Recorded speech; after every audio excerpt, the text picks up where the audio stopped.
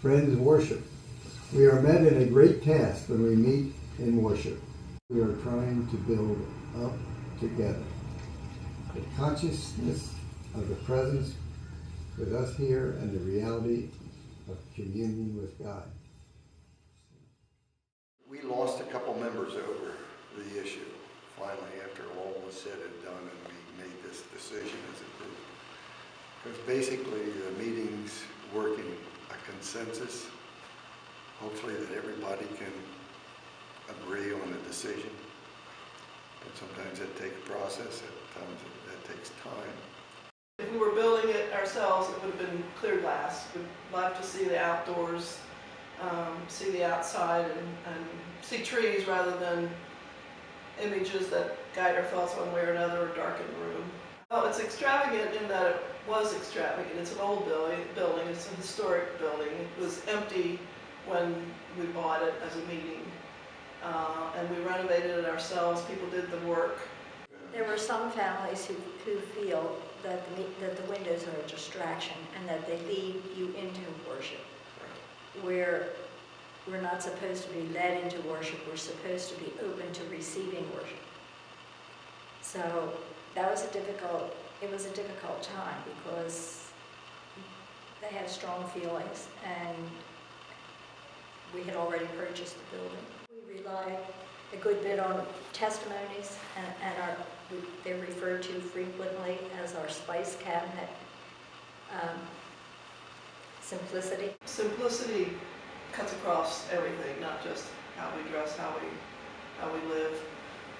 We tend not to have huge, big, fancy houses and acquire a lot of wealth, although there have been some very wealthy Quakers in the past and still are. But then how are we using the wealth that we're given? We have stained glass windows, which you've noted, and this is not a common practice among friends because, again, the simplicity, the money that costs for the stained glass, it's about images and about beliefs that aren't necessarily ones that we practice or adhere to. So they don't really represent who we are. I think the simplicity speaks mostly to distraction, that symbols distract you from going within. And a lot of symbols mean different things to different people. And so just the absence of symbols allows you to go within and listen to what God might have to say to you. That anchor there, sometimes I look at that or the dove, and I can symbolize how that anchor within us anchors us to where we are in our religious reflections. And a dove, of course, in peace. So occasionally I'll look up and reflect, so, but it's taking place within me. I think when I come to a meeting, I just tend to sit where I feel most comfortable. And like Sam said, I close my eyes and I go within, and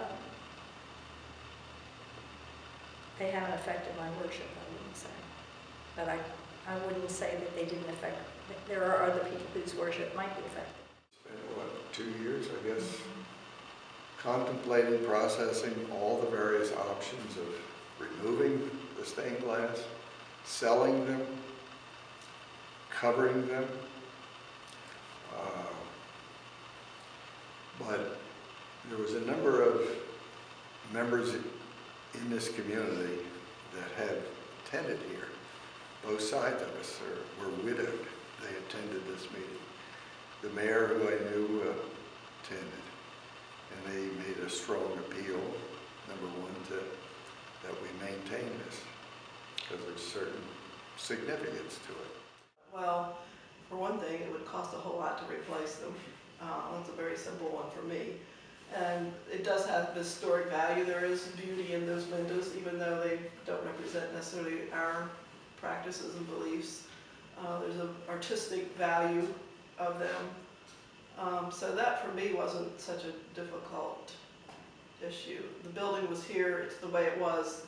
If we had created our own, we wouldn't have had it that way. It was quite a financial burden to repair them, but it would have been more to take them out and replace them. firm in Winchester coming. So we spent $15,000 restoring the windows. So the premise was that we were custodial of this meeting as it is. And who knows how long we'll be here, you know. We could eventually move to an ideal, simplistic Quaker meeting, as most are, with no stained glass. There are a few meetings in the area that have them, but not many. But there is that feeling that we do not need ornaments of any kind to focus within. Quaker meetings are by nature, they tend to be very plain. And I grew up in a Mennonite family and went to Mennonite church, and our meeting houses, as we call them, the church is the people, not the building. And so the building here is simply a place to house us and keep us dry and warm, and we really don't care about the windows. So when people come in who aren't familiar with us, they might think that it represents who we are. But I think it doesn't take long until if you spend any time with us at all, you quickly will see that that's probably not a part of us.